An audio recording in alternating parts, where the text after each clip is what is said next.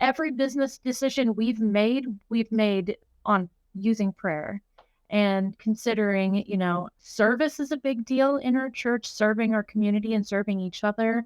Danae was talking about, what were you saying earlier about when you're doing right? I think people don't think about this very often, but when you are running a business and you run the business for the right reason, the right way, especially when you're divinely inspired to do it. And I think a lot of people are and don't even realize it.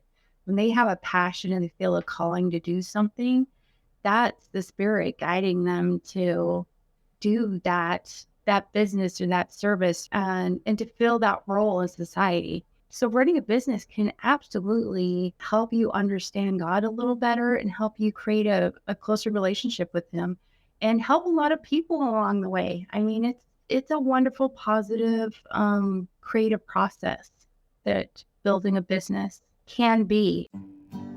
This is the FarmHopLife podcast, a traveling homestead family. I'm Matt DeRozier. On the FarmHopLife podcast, we learn what it takes to grow your own food from everyday people.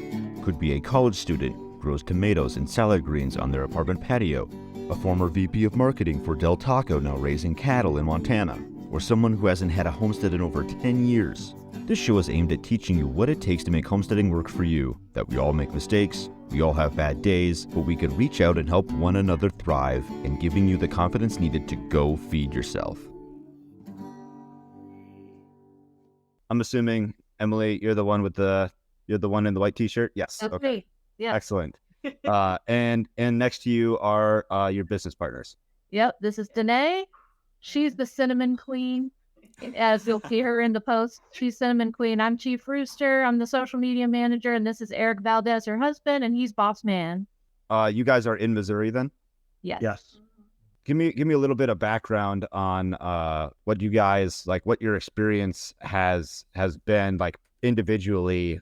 I mean, obviously, I think all of us are probably old enough to remember a time when that was pretty common. I spent lots of summers on grandparents' farms.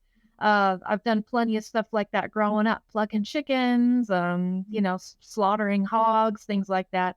I grew up mainly in rural Arkansas, and my parents moved around a lot, but spent a lot of time in Arkansas and Kentucky. So I just grew up rural and got older. Life got in the way, but I'm wanting to get back to doing the whole homesteading thing. So, Did your parents get away from that then, and then you're getting back into it on your own? Yeah. Oh, my parents were OG hippies. And when I say OG hippies, I mean, we lived in a log cabin in the forest in the 80s. And Wow. naked, we were feral children. And we were homeschooled until the 4th grade. Like, I didn't even go to public school. So we were extremely feral. I lived my whole life outdoors. After my parents split, my mother moved to the city. And so we grew up in the city. I went on to school and college, and I had kids. And, we've been sort of living the city life, but I didn't grow up that way. And so I'm wanting to get back to the feral life, really. Yeah. Sure. Matt, I appreciate the question because we just learned something about Emily. I was gonna ask, did your parents send you to school naked too? Or to school at all. I didn't go to school until the 4th grade. So yeah, until 4th grade. Yeah, in 4th grade, did they send you to school naked too? Because it's like, well, we just never bothered with clothes. they didn't. No. Oh, well, you can. Thank heaven for small favors, right? Yeah.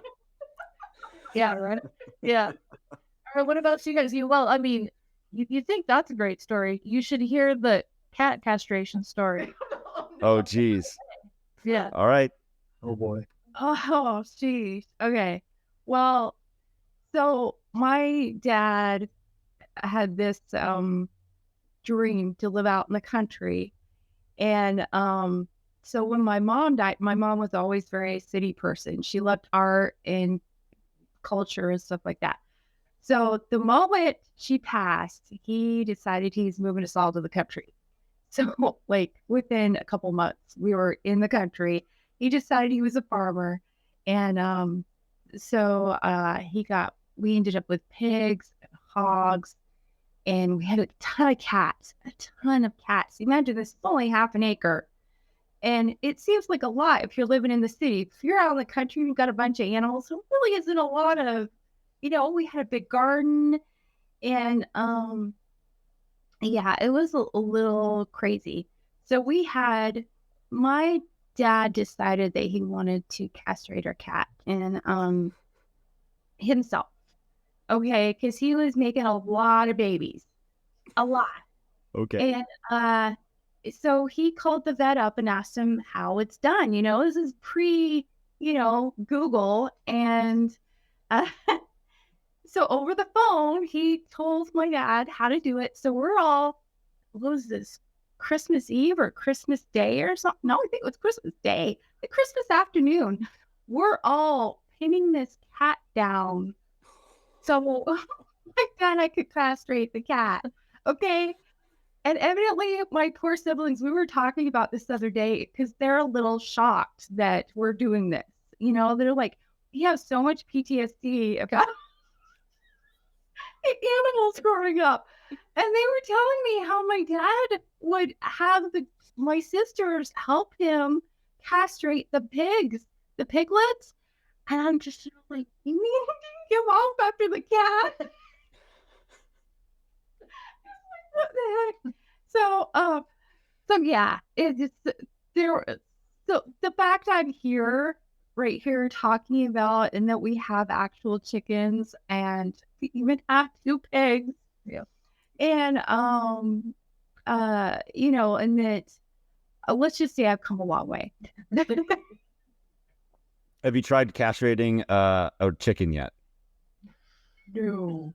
There shall be no castrating. I was going to say, good luck. LLC. We will ask a professional if we ever need that service.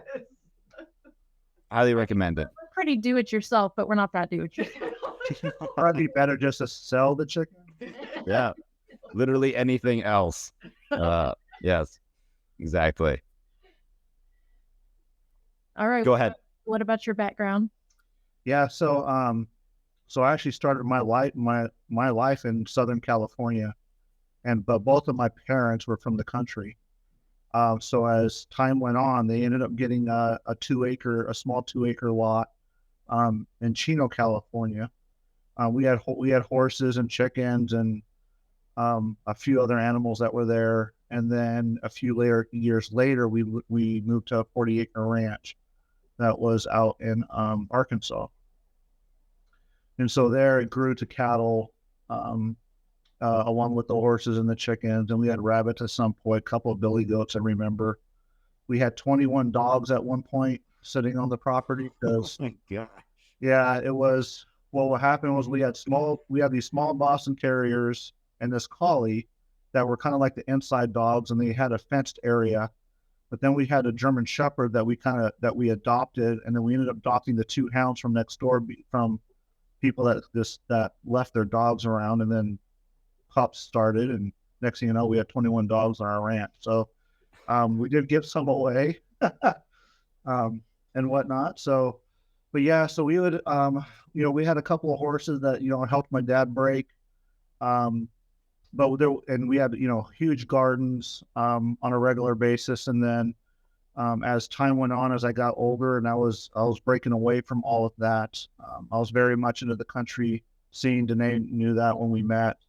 And then it got to the point where our lives just kind of changed, where we just had to be in the city to, do our schooling and just, because we're just starting off in life and didn't know how to do certain things to be able to stay in the country and not have extra expenses and start raising a family. So then we reached the point where we're finally able to get to the point where we could have some land, and here we are. Things are just starting to build. Excellent.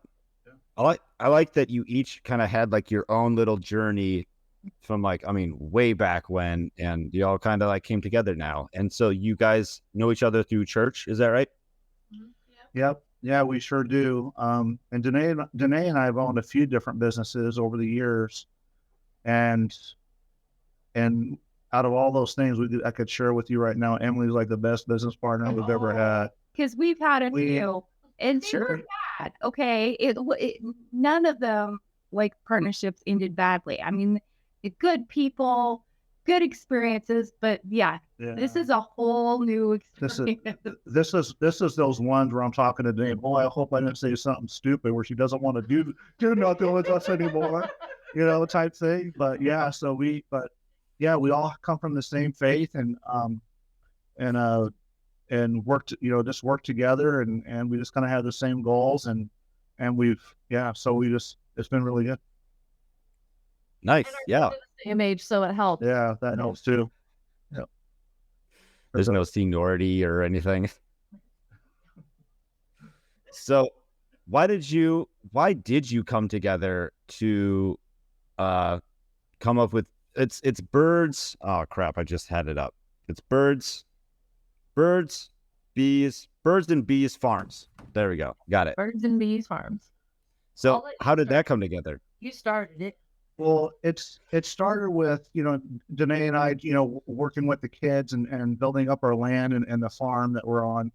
And one of the things that Danae was really interested in was bees. So we do raise bees on the farm as well.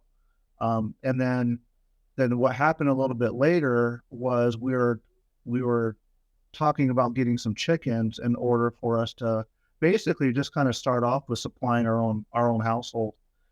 We shared that with Emily, and then next thing I know, we're not just feeding our own family. It's turned into a business, and then when we got the chickens and the bees, that's why the birds and the bees farms came about. And then everything just kind of naturally came together with the partnership and with the business, and that's kind of how it started. The pigs just kind of happened. Yeah, that was Emily too. So, and so in the meantime, while they're doing all of this with the bees and stuff, I had never been interested in entrepreneur anything in my whole entire life. I am very much a lone wolf type. I very much just kind of do my own thing in the background, and I'm not really branching out to other people.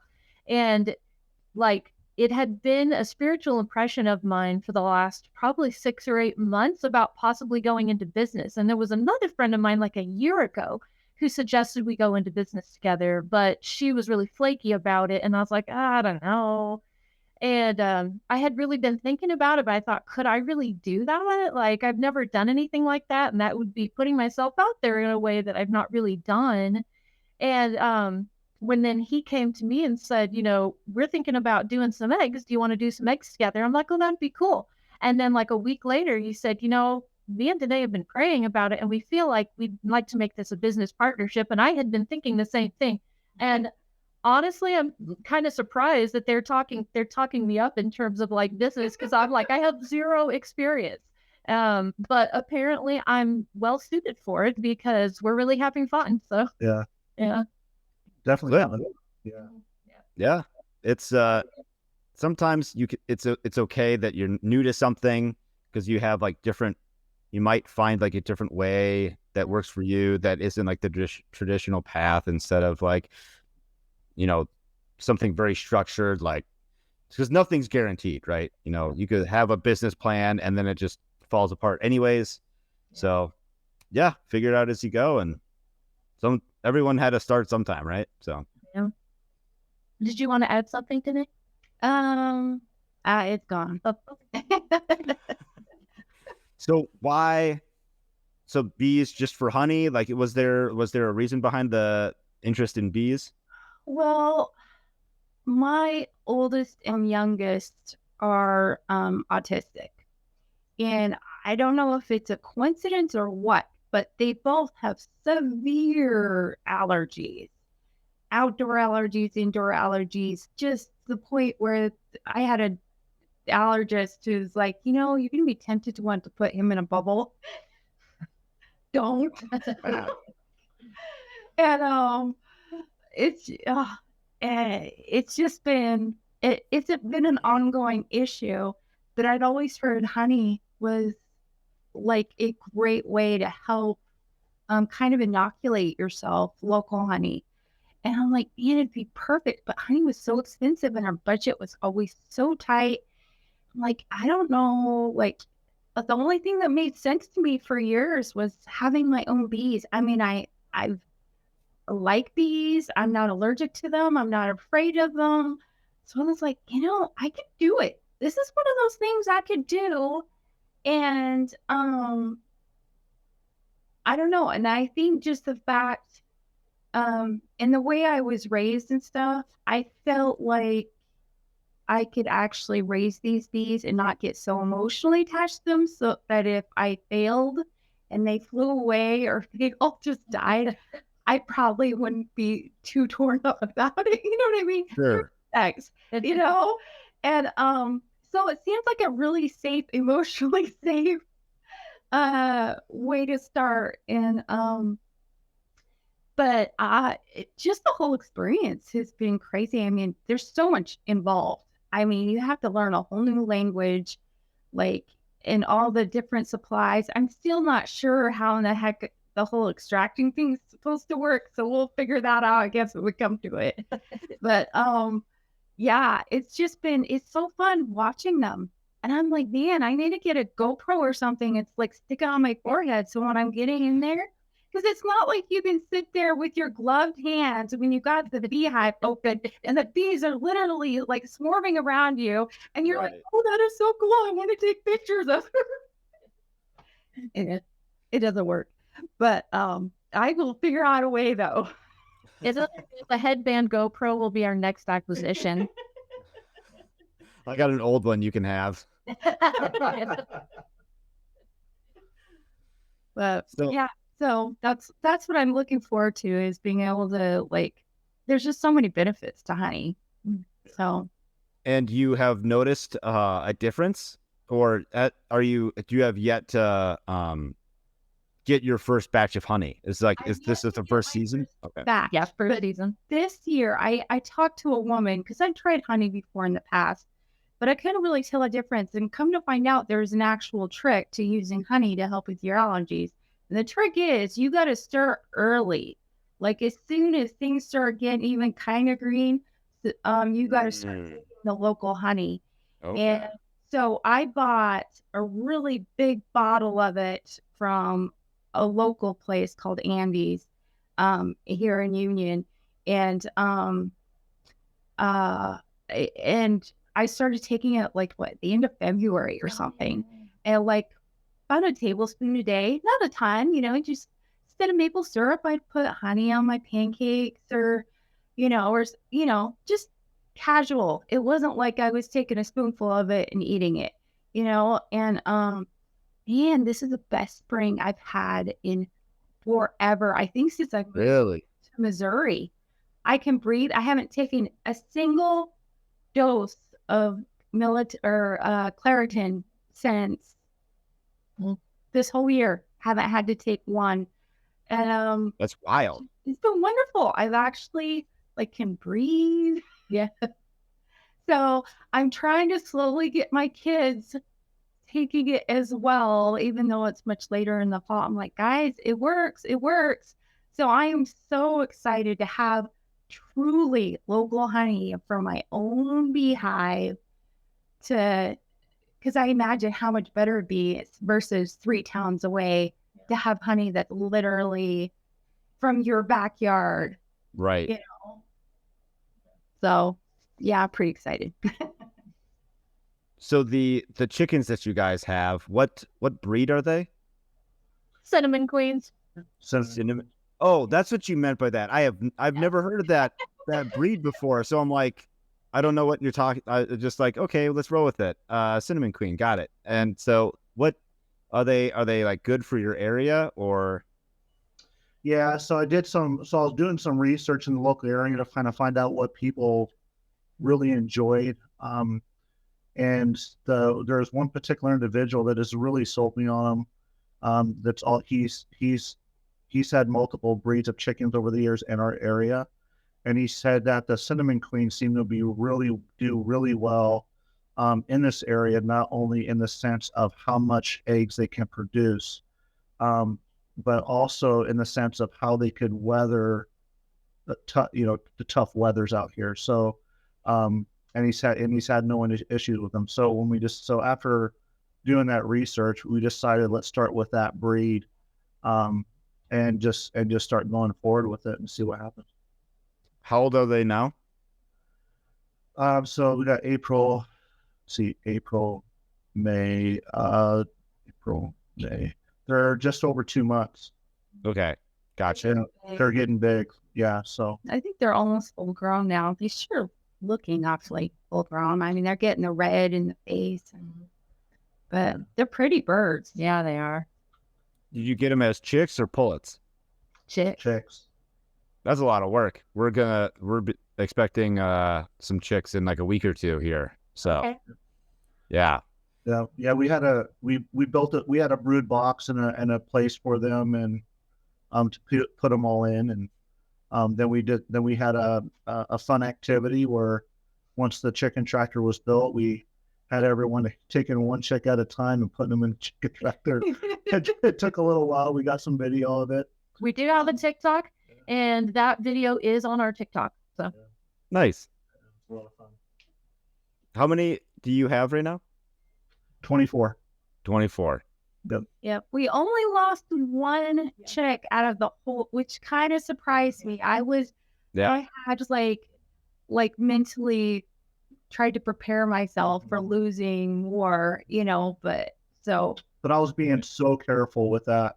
When we got 25 chicks, we did start off with 25. And then, and we're like, that would be a good test beginner run to get our feet wet, kind of see how things go. And then when we created the brood box, I was just wanting to be sure that one is that they couldn't get out, they couldn't get sick. We cleaned the brood box every day or once a week, because it's pretty big. It's, it was like 8 feet by 2 feet by 2 feet. Yeah. They had plenty of room to run. We had two heat lamp setups in there in case one went out. When we got them, we were still hitting below freezing temperatures out here. So we would run both heat lamps we'd run them both in the evening, at that particular time. And then we had a routine, and the one thing that we did also do was we were being sure that we were getting the chick medicated. yeah, we got the medicated feed. And that's what we've continued to give them until we move them to pellets. So there is the non-medicated, but talking to people out here, a lot of them seem to just really stick with the medicated. And I think by doing that, along with the heat lamps and just keeping their water clean and keeping the brood box clean and stuff, is what helped us not lose it, just the one. And to this day, I really kind of think that the one chick, based on how it looked, I don't think that we lost it from sickness. I actually think that they were in that in-between stage of starting to flap their wings, and it got trampled on by accident. Oh. Weird storm that happened that night. Yeah, where they probably were scared and stuff, and whatnot. So with the thunder and all that fun stuff. So, but yeah, so I really think that because of those things that we did, because everyone kept saying, expect to lose a few every time we talk to somebody. Yep. And stuff. And I was just like, well, I want to do the best we can, where we could say we did all we could. If something goes wrong, it was out of our control. It was just nature. So. Sure. Yeah. Did you pick those chicks up? Oh, there I am. Did you guys pick up those chicks from that local guy? Actually, it was Buford Ag is the place that we go to. It's not only where they sell the chicks during the season, a particular part of the season, but they also have their own mills for creating corn or not corn, but pellets and feed and stuff like that. Excellent. Yeah. One-stop shop. Yeah. Any plans to add meat birds in the future? We talked about it. Yeah, we've talked about it. And we've talked about also breeding the chicks and selling the chicks as well. Yeah. Our brood box setup was really awesome. And we're like, we could easily quadruple our capacity and build them stacked. And so we're looking at those. Trouble with living rural, of course, is if we wanted to do meat birds and we wanted to process them ourselves, the nearest USDA facility is Illinois. So then we'd have to worry about transport and things like that if we wanted to go that route.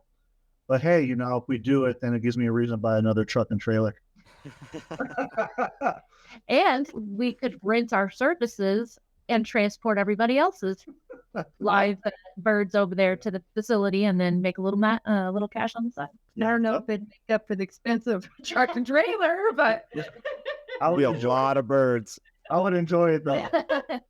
But yeah, we got enough space just with the capacity that we have in the one building, that we have enough space to, like Emily was saying, is we could quadruple the amount of birds in there on brood boxes and whatnot. So yeah. Do you guys not have a exemption for like Yes. under There 1,000 birds, something? Yeah, there is an exemption under so many. So Okay. USDA. Same thing with eggs. Like there's an exemption if people come to your house, you don't have to, and it's under so many. I have it written down somewhere. Then you don't have to go by all of the regulations and labeling laws. So Nice. Yeah, just keep that number on a post-it note, like to avoid jail. Do not exceed this number. Yes. Yeah. So you're still probably a couple months away from things hatching. What's the and I'm not even sure like when are you supposed to do the frames for the bees? Like in like the early fall, late fall, something like that. so we picked up they call it a nuke. So it's basically 5 frames with an entire hive in it and a queen. And we had already bought an actual hive and stuff like that. So basically, it's like a corrugated box with 5 frames in it, Mhm. and you take it home and you put the frames in the hive. And so we did that the same day. It actually went really smoothly. It was a little scary because I didn't have a full suit. I just had this really old veil that I had gotten from a friend of mine who used to do beekeeping, and I had a hole in it. So there was a bee buzzing around inside my veil. And I'm like, I am thin right now. can I just say I'm so glad that she's doing the bee portion because that would not be me. Yeah. The rest of us were standing really far away watching her do this. Stay calm. Don't breathe. It was an experience. I was like, I am the queen of the bees. That's funny. Can I just say, like, one thing that has really struck us as we've, come together as a partnership and we're starting to build this is how unique each of our experiences and talents are, that we each kind of fill a need that the other ones don't do so well. The bees are her thing and she's so good at it. And like the social media stuff is my thing. They don't really want to deal with that, but I'm so good at it. He is the business guy. He's so good at that stuff. And it's really cool that, the different things that each one of us are good at is, we're shoring each other up. I think we're really, there's a really nice distribution of skill set here. Yeah. Yeah, that's a good way to do it. So there's no stepping on toes. Yeah. Yeah. Yeah. Well, it's kind of interesting too, because it's like all the experiences we had up to this point. Because I ran a web design business for like a decade, and I'm like, wow, I've actually created a skill set that I can use now for our own business, and I don't have to deal with clients. So bonus. So then who's gonna sell all the honey and the eggs? Probably not me. Well, yeah. So we'll have one of us will. Sounds like they'll be drawing straws. I'm doing I'm doing the online promotion stuff. So that's easy enough for me to handle. And he's the salesman of the group. And so he's already been talking with, some of our local, we live in a very rural area. And so we have a lot of local one-stop shops, the corner store that's also got hot meals that also, you can buy chicken feed out the back and things like that. And so he's already been talking with our neighbors and, our local supplies. So he's really, the person who's the on the ground type of thing. And I'm doing a lot of like the back end laying the work. And like she said, she does web design. So she's setting up, all of the certificates and stuff you need and the mechanisms to be able to, do ordering online as well. So all the pretty stuff, like the pretty stuff, yes, and the graphics and the again, which I'm so grateful she looks to do because I Yeah. But well, I'm glad all of that is coming finally to some good use. So How's the interest been, Eric, on stopping at these places? All for the goods. Yep, for the goods. Yeah. So yeah, the interest is there. In fact, I've got someone else, for example, that I've talked to that does that I've got some ideas from that actually makes his living out here strictly on just bee honey from beehives, and that's his whole living. So we did a class with the local community college because we didn't want to kill the bees.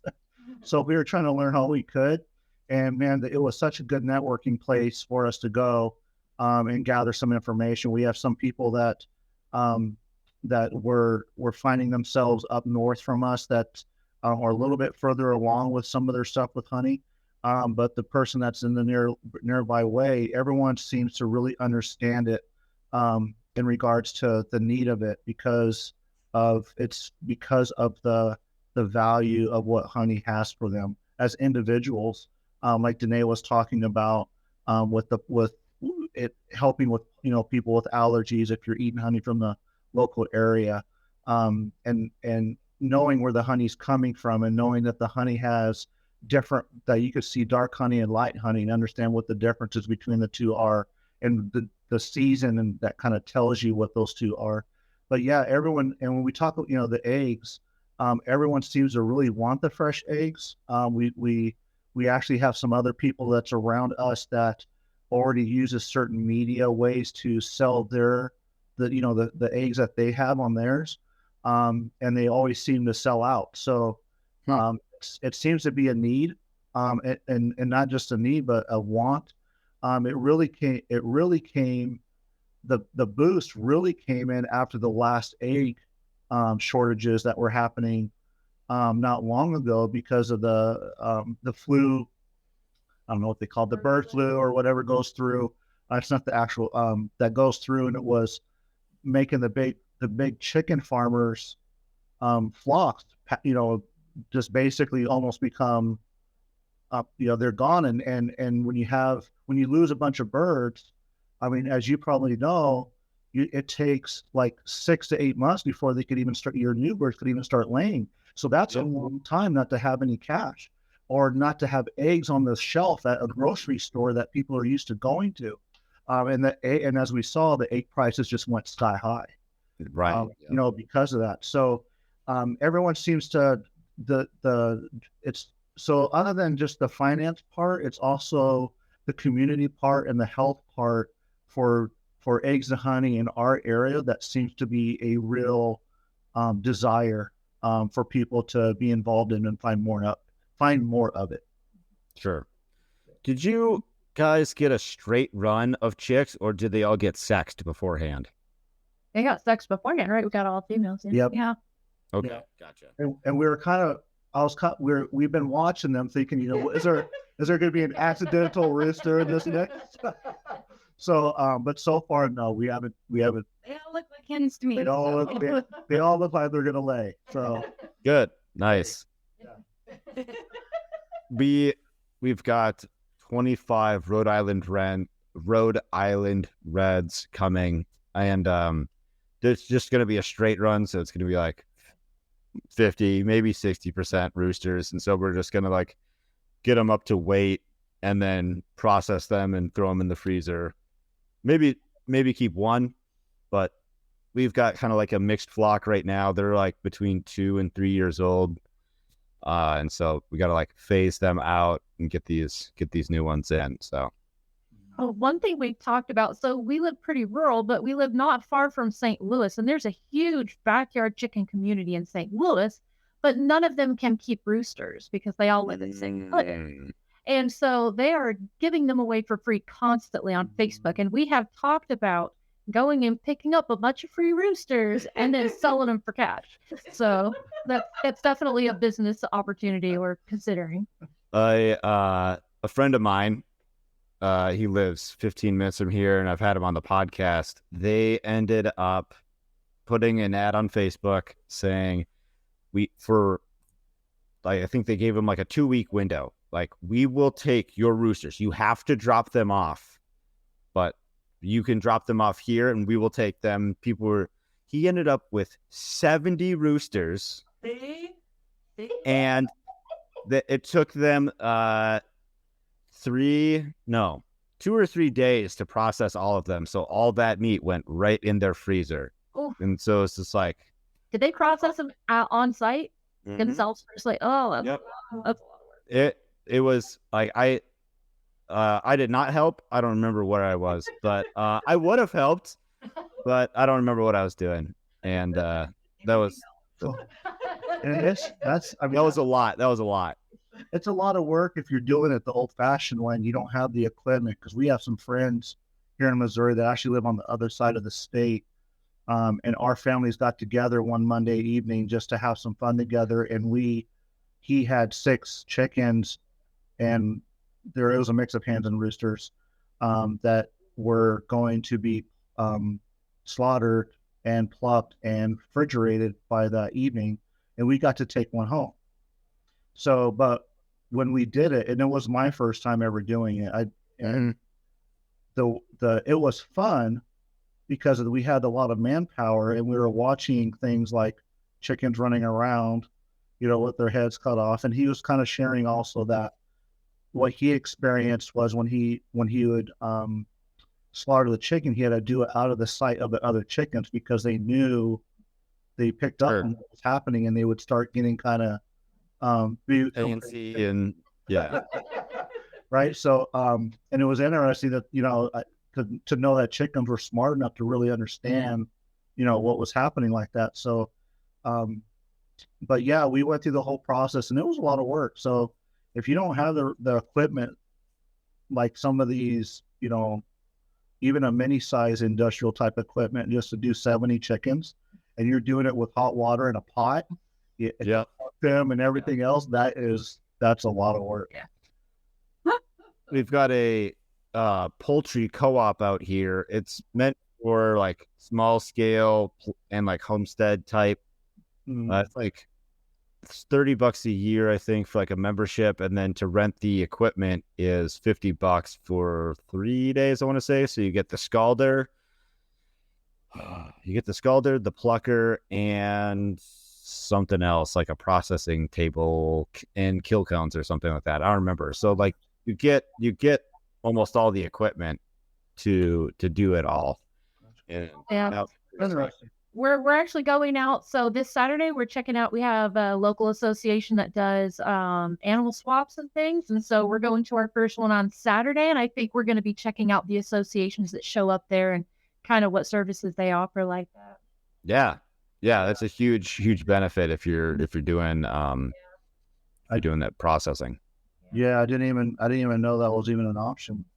Yeah. Well, that's one of those things is the equipment. It is. It's the equipment. It's very expensive. Yeah, because even like the stuff with the we've been planning for the beehive honey extraction, and I've seen people do it by hand. It's just as time consuming like if you did chickens by hand. So I've already been looking around for equipment, and sometimes we have equipment that I'm just like, man, we're only going to use this like a few times or whatever. So we've already been talking to friends and neighbors like, hey, if you need to borrow this, I'd rather you use it instead of the seals going bad in the motor. So, yeah, that's a good way to do it. Yeah. Versus just sitting there and the seals rotting away. So then not being able to use it. Well, and I remember on another podcast, and I do not remember now who it was, a young man who lived in an apartment, but he was talking about getting equipment and renting it out, right? Or I don't remember which podcast it was, but it was a podcast where they were talking about perhaps investing in the equipment personally and then renting it out as a bit of a side income as a way to pay for it back. So that's definitely an option for the future. Yeah, that'd be a good way to do it.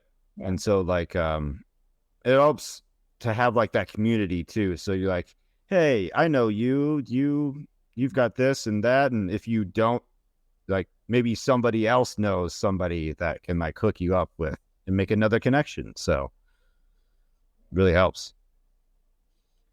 So how I know you're just like getting started in this thing. So like how big are you trying to make this thing? Like what's your vision look like?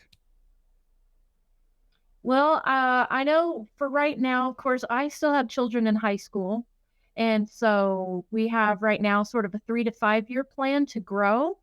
And then as soon as my kids are out of high school, we're wanting to look at buying a bigger property, more property, and then like sinking way more of our time and effort at that point into going, and hopefully by that time going full time, right? And being able to convert to that as being our main source of income. So yeah. And then as far as how big, I mean, the sky's the limit, right?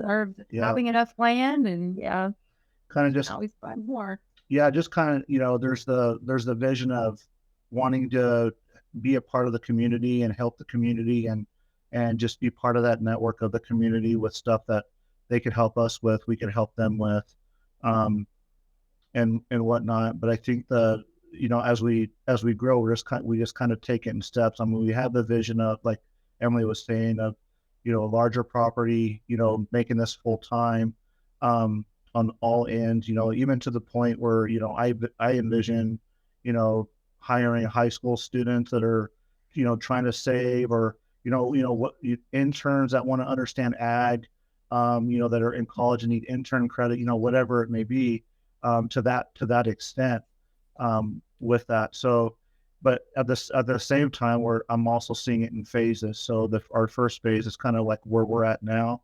And then we're going to find out what works, and then we're going to continue doing what works. Yeah, and I mean, I think our ultimate goal. So there's quite a few, like you said, there's people around here that sell eggs, but they're not super organized. And then we have a few, especially up by the city, there's a few like tourism farms, right? Where you can go and have the farm experience for a day. You can take your wedding photos out there. You can pet the cows, things like that.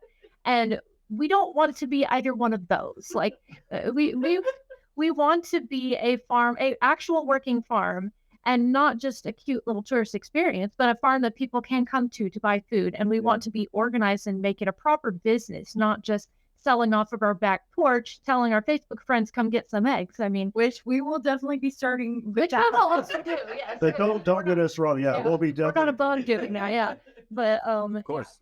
But eventually, we want to be a name. We want to be a part of the community, and we want everybody in the community to know that they can come to us for those things. So, yeah. And we had, and there's nothing wrong with, if people go as big as they want, and we know, and we have friends that just have, a few chickens, they don't want to go any further. They milk goats and et cetera, but they're more worried about gardening with food versus, animal food. So, but then we have a few where, we had friends of ours that we're all familiar with that they've gotten older, they had chickens and stuff, and they decided not to do it anymore. They decided just to set it aside. It was they enjoyed what they did when they did it, and they just kind of felt like it's just not in their life anymore where they could handle the workload, or it's not in the future plans with what they want to do. So, because they're changing how they're doing things. So, I think everyone should, give it a shot in their backyard. It's a great time with the kids, even if you have just 2 or 3, and just kind of have the experience and have that family experience with them. And if you have extra eggs, stick it on Facebook or any kind of app and have people come over and grab some.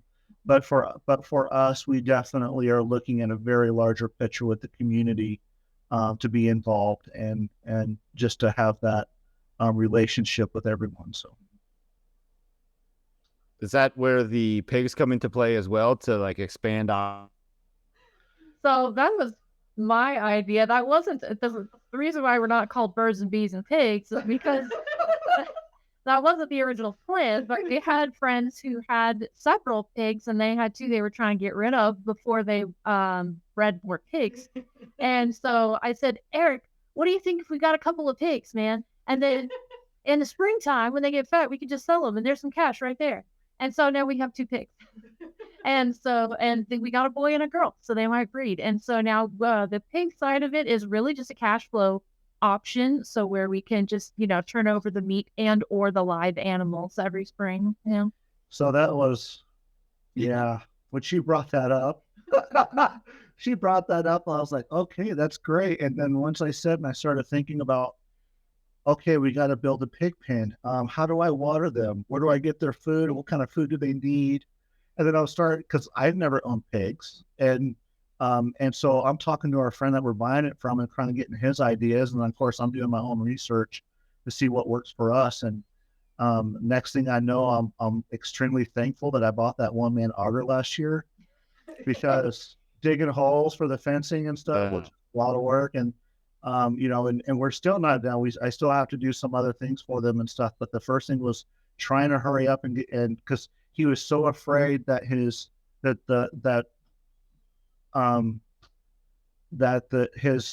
the pigs that we got were going to breed with that were going to become meat pigs.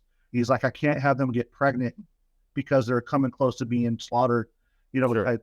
so the pressure was on, and so to get this built, but then the pressure was on when we had to go pick them up. We had no means of picking them up. So I was like, we could stick them in the back of my robe, maybe.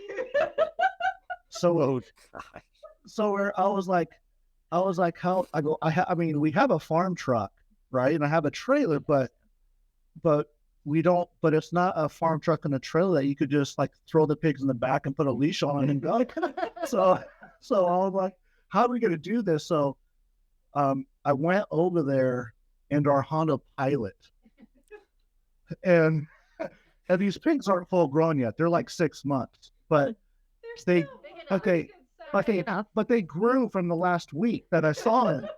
And I get there, and our friend that's there, that's we're buying the pigs from, and his buddy who's also big time farmer, and stuff. He came over to help us, and he was like, "That's not gonna work." And I was like, and he kind of told me why, and I was like, "Okay, well." So we came up with some other ideas, like, and the idea was I needed to make some type of crate for them. So Sure. so Yep. so what ended up happening was we ended up making this crate. Him and his high school senior until We stayed up till 11 o'clock on a Friday night because we were picking up Saturday morning. And we were out there. We had the big 500-watt halogen lights on us because we couldn't see in the dark. And we were out there, but this was the great thing about farming. This is part of farming, these experiences. And we put this crate together, and he goes, "Hey," "we got that." We got that fencing that we used to use we had a big dog that passed away some time ago, and we had this big fencing that we used for his area. And I was like, yeah, we could use that. So we took it around we sealed everything up, and then we put it in the back of the truck, and it barely fit. I mean, it was so big. And I thought we were going to only be able to take one pig, but we ended up bringing both back at the same time. But it took 4 of us. 6 technically, 2 girls in the middle too. Well, it took 4 of us to load them in the crate when we were there, because they didn't want to go in. Even when we put the food in, they realized what was happening, and they would try to run out. And trying to stop a 150-pound pig that's trying to get out, it's pretty brutal. So What didn't help? You were worried about hurting. I was worried about hurting the pig, because there was one point all I had that was only accessible to my hand was its snout. And I was just like, if I push on that, I could hurt it, and I don't want to hurt the pig, and then it'd be angry with me, because then it's like every time I feed them, it's still going to be angry with me. Yeah. So, Understandable. Yep. I didn't want it to think that I'm its enemy, right? So at the get-go, and I'm like introducing myself to this pig that is I'm trying to force it into a crate. But the cool thing was, once it was done, once it was done, we got the pigs in the back of the truck. And the moment that truck started, both pigs calmed down, calm as could be. They didn't try to get out. They just went along for the ride. When we got to the property, it took, was it 6 It was people? 6 of it was 4 men on the corners and 2 girls on the sides. So So that was 8. no, like 1 girl on either side and then 4 guys at the corner. Oh, gotcha. Yeah. So we unloaded them, and then first we measured the base of the crate, because I made the base of the crate so that there was handles, so we could pick up the crate with them in it and walk them into the hog pen or pig pen. So, but when I got there, I go, you know what? Before we move this, we better measure the fence and the gate and the gate that we're trying to push this in. Because I go, there's no way we're chasing these guys. So luckily I only had to cut off 2 inches on each side, and we were able to pick them up and take them right into the pig pen, shut the gate, open it up, and let them out. And it went really smooth. Well, half the pig pen is very large. It's very large. So I was like, they got to have a lot of room. That's one thing I learned from my father, not in a good way, was that you're going to have pigs, they need to be far away from the house, and the pen needs to be big. They need plenty of space. Otherwise, it's big. Well, we got, yeah. And Danae's she's been so proud of the pig. She goes, this is not how I remember pig pens being when I was growing up. And I was like, good, I must have did something right. But so now we have 2 pigs.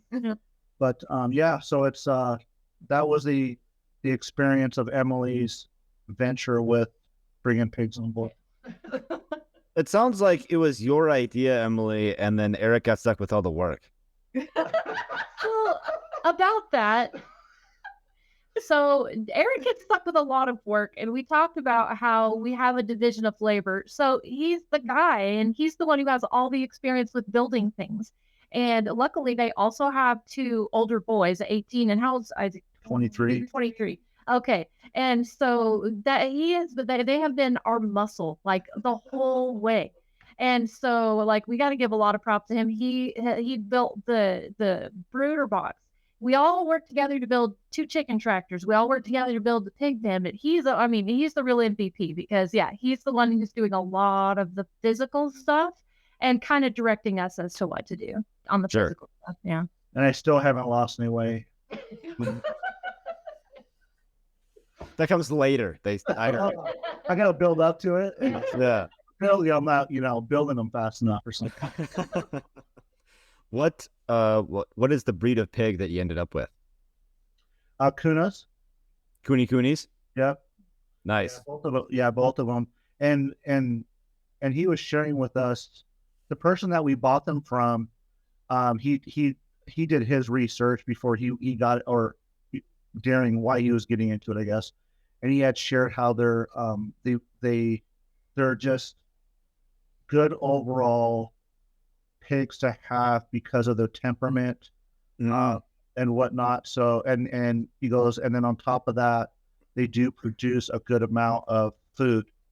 In regards to, you could get them, like 400 pounds, and it produces quite a bit of food. So, but he shared with us his experience, because he had one pig that he kind of was attached to. It was his first one, and he took it to the butcher. Oh yeah. And when he took it to the butcher, he said it was really hard for him, but he did do it. And that pig, he said, was 400 pounds. And he said, he treated it like a dog.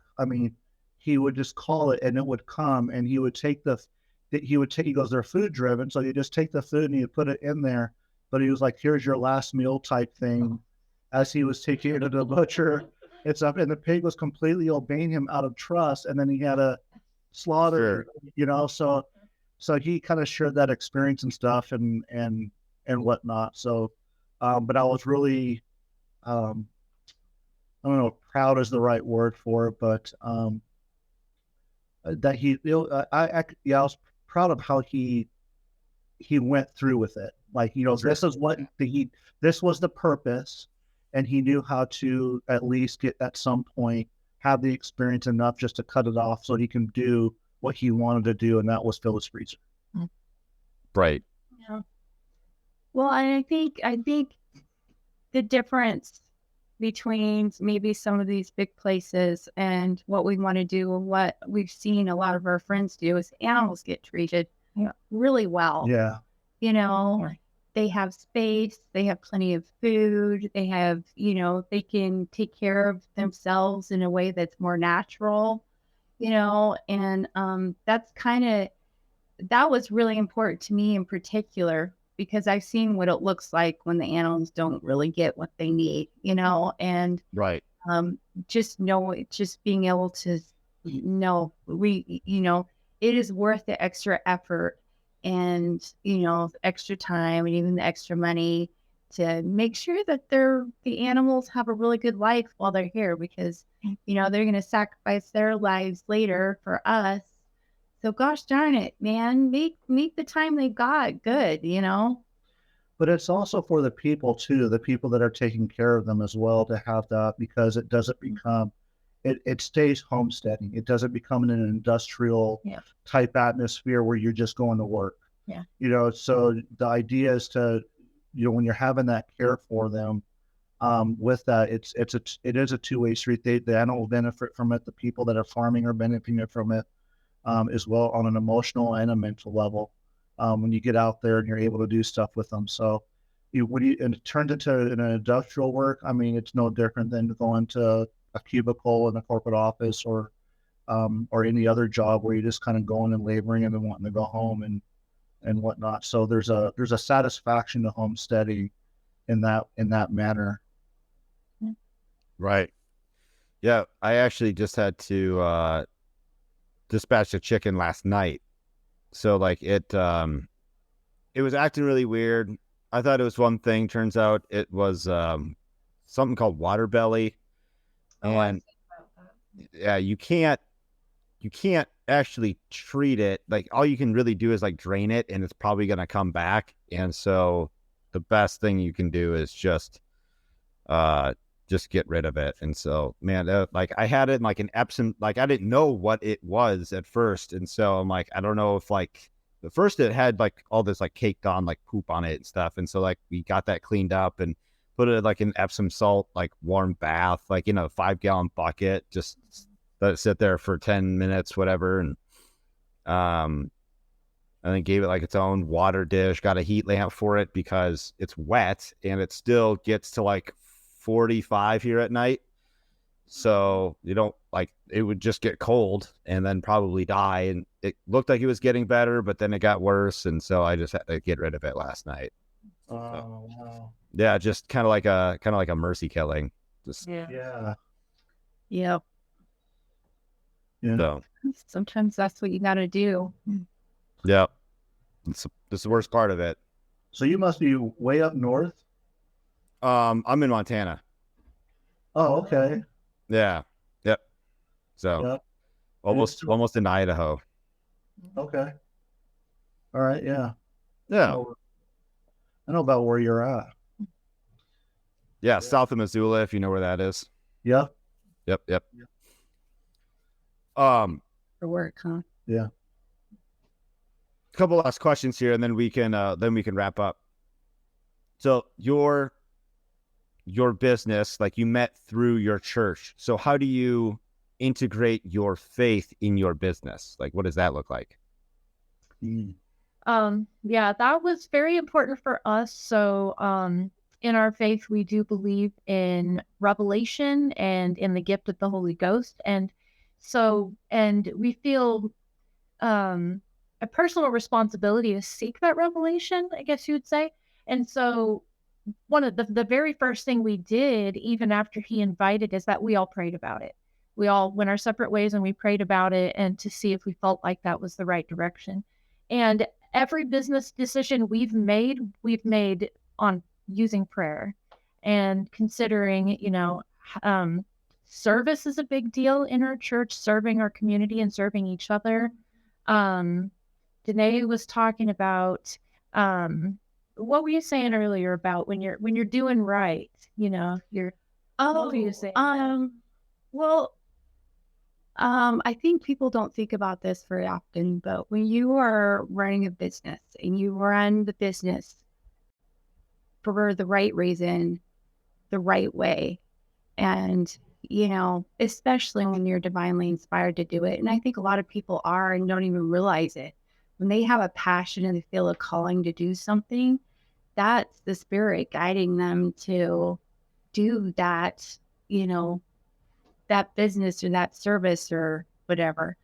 Um, and to fill that role in society.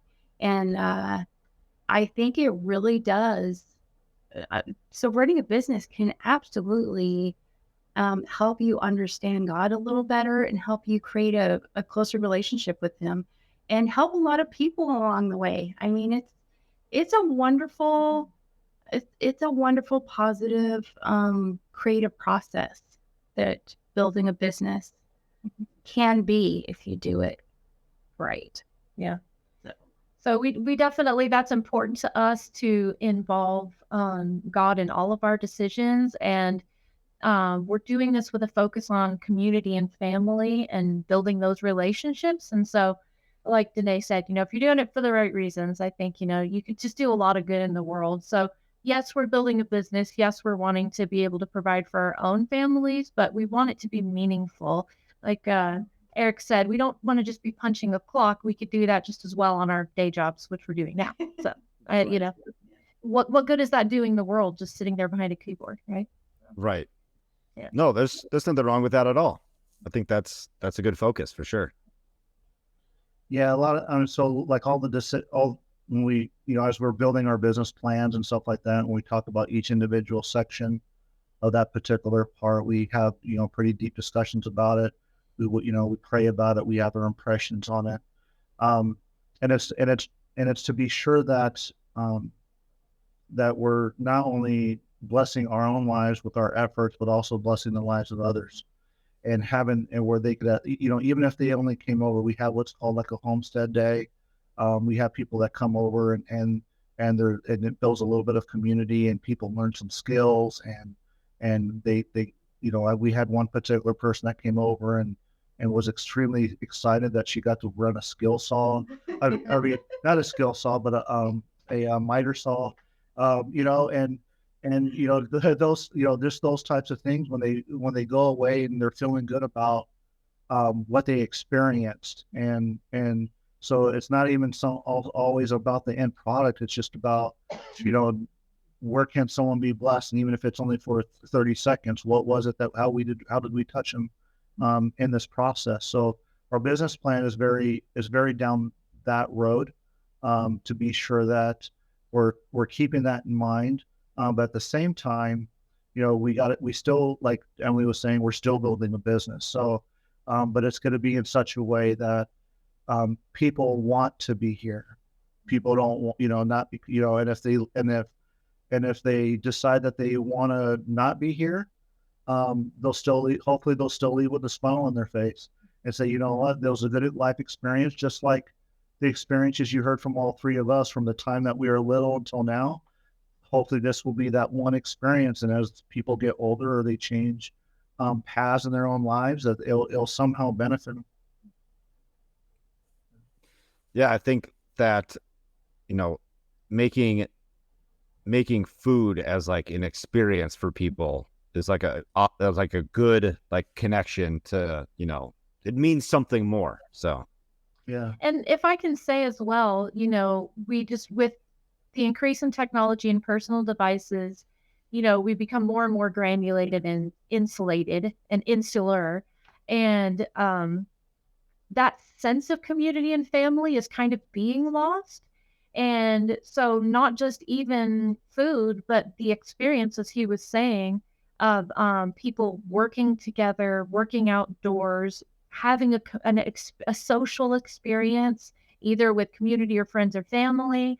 And so it's just, yeah, that's trying to build that sense that's kind of being lost a little bit, I think. yeah, I agree. So was there anything that we didn't cover that you wanted to talk about? So we read the questions together separately and then together just before this.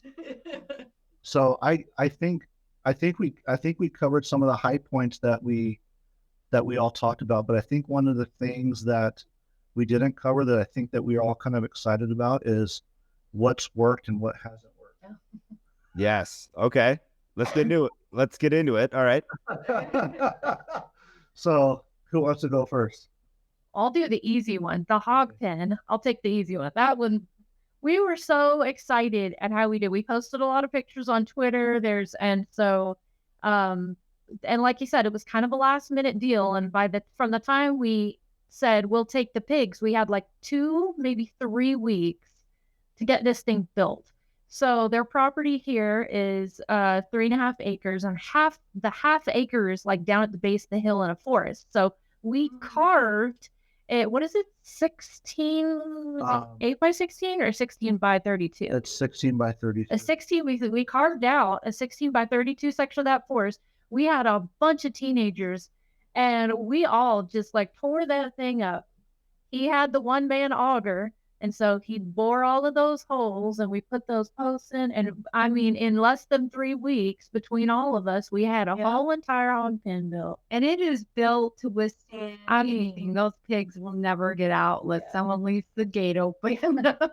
I mean, I would say I think we're probably most proud of that accomplishment. And it's so pleasant going out to the pig pen because we got a nice little path that we carved into the we even carved a path through the forest. Yeah. And we, and you walk in, and the honeysuckle, the smell of honeysuckle is what just hits you in the face as you walk into the forest.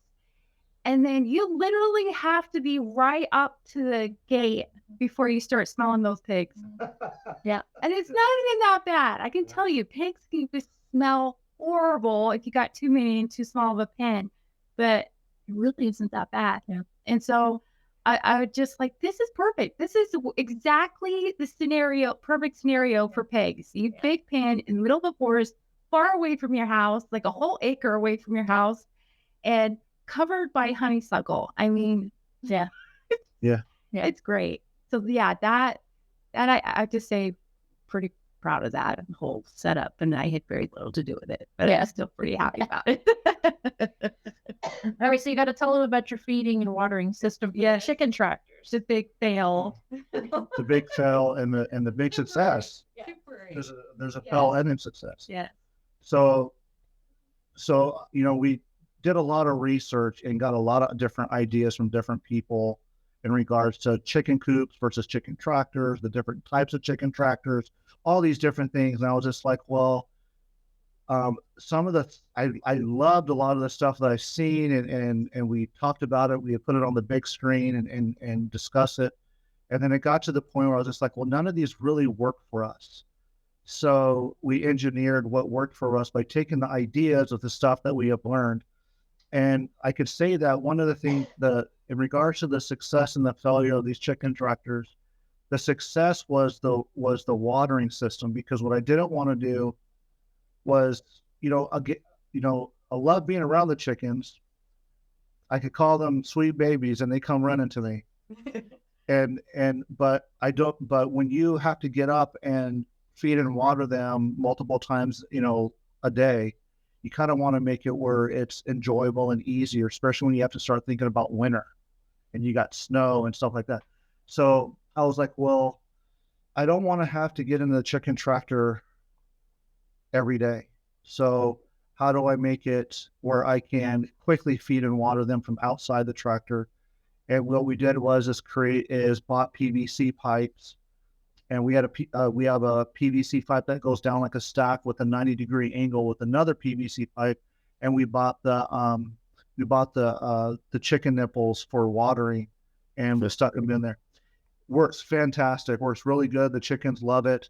It did it. They knew right away how to use them.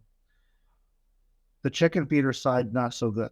So I did 2 different things, and granted, we're talking about a chicken tractor that right now has 24 chickens in it, because we haven't moved them to the other. the other half to the other tractor yet, 'cause it's not done. So I'm like trying to, and when I was doing it, I was like, so I did the chicken feeder and it fell apart twice.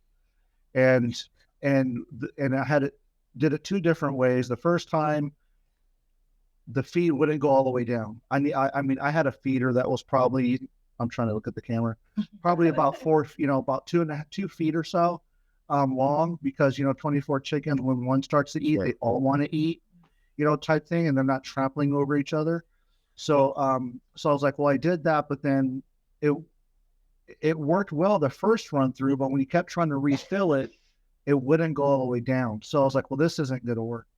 So we tried another way. Well, then it was kind of like stuck in the air, and it was like, and then one day I was messing with it and it fell apart inside the chicken tractor. And I was like, crap, I got to go inside and get it now. So, luckily my daughter came out and helped, so I didn't have to go in. And so, but, so yeah, those were probably, when it comes to the watering system and stuff, and the feeding, those were my two biggest successes and fails. Because it took a lot of figuring out how to make it work. And for the actual feeder, just came to the realization it just needs to be a little bit smaller. And we're going to end up splitting the chickens anyway, so it'll be adaptable to them. I'll just try to make it work for 24 when the chicken tractor isn't big enough really to be able to make a feeder that functions properly that large. So we basically just stuck with the regular chicken feeder that you kind of buy at the store. And it's, it's got the tube, it's just hanging there from the top of the chicken tractor, so I can move it and it doesn't drag, but it's easy to reach in and just fill it. So, without having to get inside the whole chicken tractor. But so, yeah, those are some of our successes and our failures. I don't know. We had a lot more successes than failures. So, yeah. And then, and if anyone else is thinking about doing it, you kind of came to the agreement, do your research, but just start. You really have to kind of do your research and then start, because you're going to have no idea until you actually get going. Yeah. So, just, pick one and start with it. And then, we've seen other people that spent almost nothing on chicken tractors. And then I saw one guy that made a chicken tractor out of nothing but metal. And it was like, so heavy to move, right? And they realized that wasn't great, so they decided not to use it anymore. But they wanted it to last forever, so but they completely went a different direction. But and this was stuff that research and people we talked to. So, but yeah, you just kind of have to get started, because there's just some stuff you don't figure out until you're in the middle of doing it, and then you're like, oh, that doesn't work that way now, does it? So at least not for us. Yeah. Yeah, we'll have some plans. We'll put some plans on the website, some of the stuff that we did. So if it works for someone, they like the plan, they could purchase the plans or whatnot, and build their own tractors from wherever they're at. Yeah, once you get the feeder fixed. Once you get the feeder fixed. Yeah. So, but yeah, so that way they could do their own thing and have something, because there's a lot of ideas out there, and there's a lot of things for sale, like at the retail places, but it seemed to be better just to purchase the material. And I think that was my second challenge overall was purchasing material, finding the feed, at a good price. Where can I go get it? What kind of feed do I need? Those type of research, those type of things were my biggest challenges when we started this. Yeah, even if you were to buy a prefab chicken coop, chicken tractor, anything like that, I'm sure you'd have to make modifications to it anyways. Like the simplest things, always need fine tuning. It's never just the water. It's never just the feeder. You always got to figure out a way to make it better. I use a deer feeder to distribute chicken feed, and I still hate that thing. And it's supposed to be easy. Well, gotcha. Yeah. At the end of the hunting season last year, deer were jumping my fence. I mean, it's only 4 foot tall, so it's nothing to them. And they were getting their face right in there and eating right out of the deer feeder when it wasn't like, yeah, I get it. It's a deer feeder, but there's chicken feed in it. And so like, and so they were just like licking that little, it's just like a little motor that like spins and throws the feed everywhere. And so like, there'd be like a big old pile on the ground. The chickens would eat that. The deer would be eating right out of the thing. And so I had to make a cage to keep the deer out. And I'm not even kidding. I was on my deck. I was throwing rocks at them to like get them. I hit them in the head twice and they still came back to eat out of the stinking thing. So what you're saying is you also raise deer. I guess I kind of wish I didn't sell my bow. I should have just like, I called the neighbor over because he's got a bow and it's legal. Like, Okay. and so, yeah, he took a shot right off my deck and got one of them. So 1 out of 6. 5 more to go. Yeah. Yeah. But, Few seasons right there. Yeah, well, we've got a herd that comes through too. They walk the back of our property line on our side, and they go in the woods during the winter, during hunting season, and they go in our woods and hide out and sleep there. And you could see all the evidence, sitting there and whatnot. But we're kind of, I would have to use a bow just because we're kind of, for a high-powered rifle, it's not really safe. And where we're at. So, but we're just like, you know what, we'll just let them hide out here so they had somewhere to go. And I know that there's plenty of other deer. Yeah, there's plenty because there's lots of land around us that people own that, is much larger than our property, and whatnot. And I'm sure they have plenty of, deer over there. So They are a little obnoxious because sometimes they eat my plants. Yeah, we learned that the first year. Right out of my garden. They took like everything from the stalks up. They just took everything. Brutal. All poor plants. yeah, they're annoying. They're a nuisance most of the time. So, but yeah, this has been awesome. I'm gonna have links to all your stuff in the show notes. Otherwise, it is arms.com. Yep. Awesome. Yep. Well, thank you for taking the time to introduce us. Yeah. We appreciate having a good conversation. This was Yes. a lot of fun. So, are you looking to do this with other people or Okay, Just do it. fine? Yeah, this is like number 52 or something like that. This is in as video number 52 for me, I think. Gotcha. We're number 52. That's good to know. Yeah. I know. I was telling them they need to listen to the Guy Alaska interview. Like, man, I love listening to that guy's stories. I gotta have Mac. He's there's so many other stories of his that I wish I could think hear. we could probably never run out of stories there. I do want to go visit him someday. That would be awesome. So we'll have to put like 52 somewhere, like on our site or something, and we'll kind of all know what that means. We'll just put it. Joke. It'll just be like 52, just randomly on the website in different pages. I am Matt DeRozier of FarmHopLife. Thanks for watching. Don't forget to subscribe and visit FarmHopLife.com. Inside of the city, the people are crazy. Out of their minds, they ain't got a clue. We gone away, headed west for Montana. Left family and friends, all I got now is you. We both got new jobs, a house and a homestead, thinking this was the life, all that there'd be. After our firstborn, you had to stay home. That's when the work got in the way for me. Well, I started Farm Hop Life. We'll come to your farm to help and to wander. Me and the family, a truck and an RV. Send us a message and there